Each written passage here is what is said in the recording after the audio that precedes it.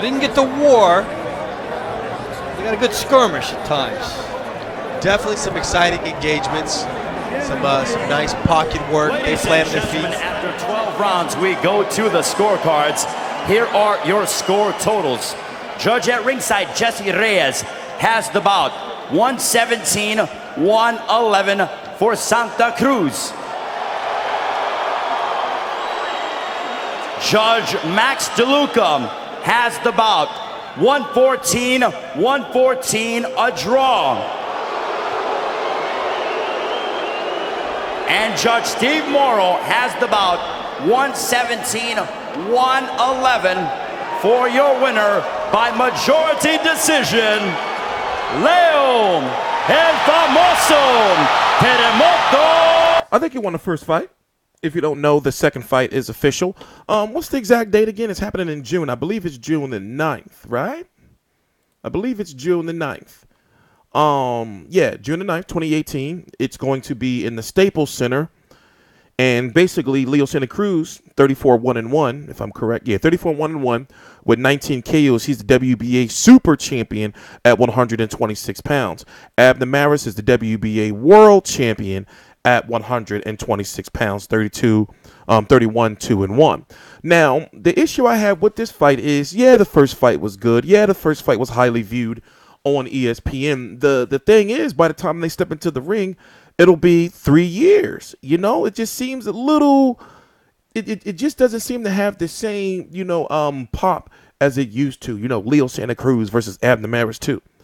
So don't get me wrong. We know it's going to be an exciting fight. That's not, the issue. We know it's going to be a highly viewed fight.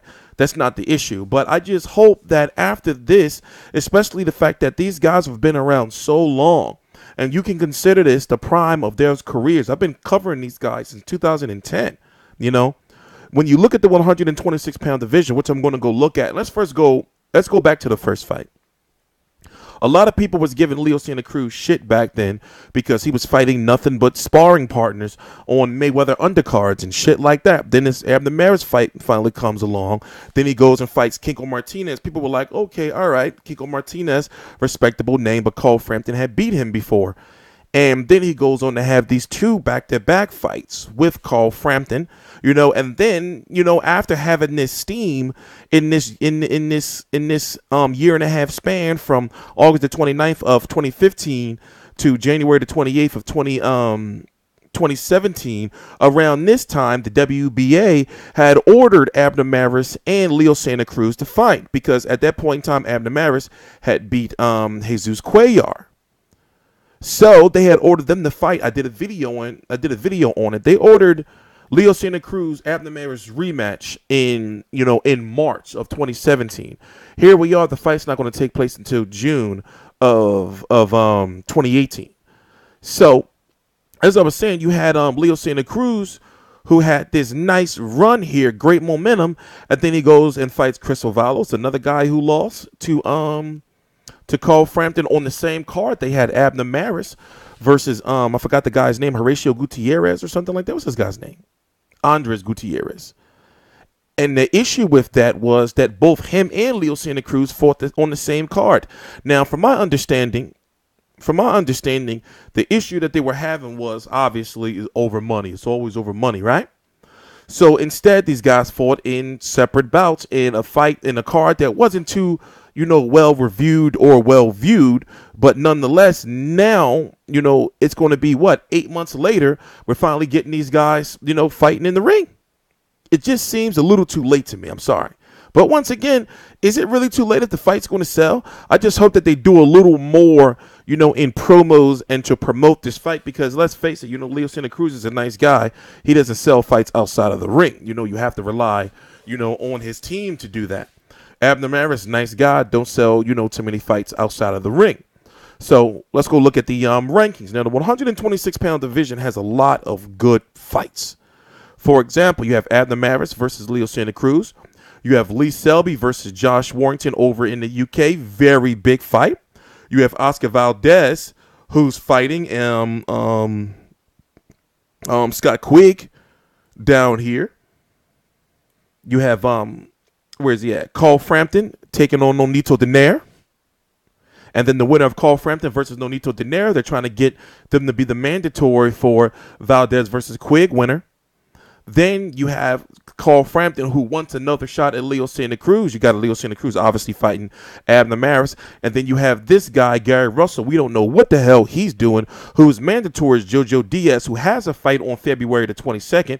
But Diaz said on social media that Gary Russell and his team don't want to fight until May. I'm guessing to try to get Gary Russell. Heyman probably trying to get Gary Russell a big payday and get him on that Canelo GGG2 undercard. Nonetheless, Gary Russell is being rumored to be fighting this guy, Claudio Marrero, and people are pissed off at that. And then another name that was circulating around for him was Kinko Martinez. So the 126-pound division does have super fights, and the way things are set up, especially with Leo Santa Cruz, Abner Mares, Lee Selby, Josh Warrington, Donaire, all these guys are under the same promotional and or management team with it, whether it's Al Heyman or whether they're with BT Sports, whatever. So even Gary Russell, these fights can all happen. You see what I'm saying? The only person that's kind of out is if Scott Quigg were to win, against Oscar Valdez, because then Scott Quigg can't fight Carl Frampton again because of that promotional thing with BT Box Sports Nation. I mean, it's complicated. That's going too deep into things. But truth be told, I think that Leo Santa Cruz is going to win. He's too big. He's too strong. He throws too many punches. Even though, I did count Abner Mares out against Jesus Cuellar, and he has gotten better. But now we have these fights happening that 4 or 5 years ago were super fights. For example, Frampton versus Donaire, it's still a big fight, but it was a mega fight 3 years ago. Now that you have Nonito Donaire on that side of the pond, with Ring Start, he works with Heyman and things like that. Now you have all these guys who can finally fight each other without too much political mumbo jumbo. With except Scott Quigg and Oscar Valdez, and Jojo Diaz because of promotional things. But the fights can get done if the promoters want to get it done. Anyway, I'm TstreeT Controversy. This is TstreeT Controversy Live. The fight's going to be on Showtime. The first fight was on ESPN. This one is on Showtime. I'm guessing these guys are going to get the payday that they want, but I don't expect it to be too much more than the first fight. And the reason why it's, as I said, it's been heavily rumored. The reason why we've been waiting so long for this fight is because of the purses. So, April, May, June is going to be some pretty interesting months for the 126-pound division, because all these guys I mentioned are going to be fighting, or their fights will be over in terms of Quigg and Valdez, and we can get a better look on what can happen in that 126-pound division later on this year. And then we don't know how Rigondeaux is going to factor in. Ain't nobody seeing him. Where's he at? TstreeT Controversy Live. Please subscribe.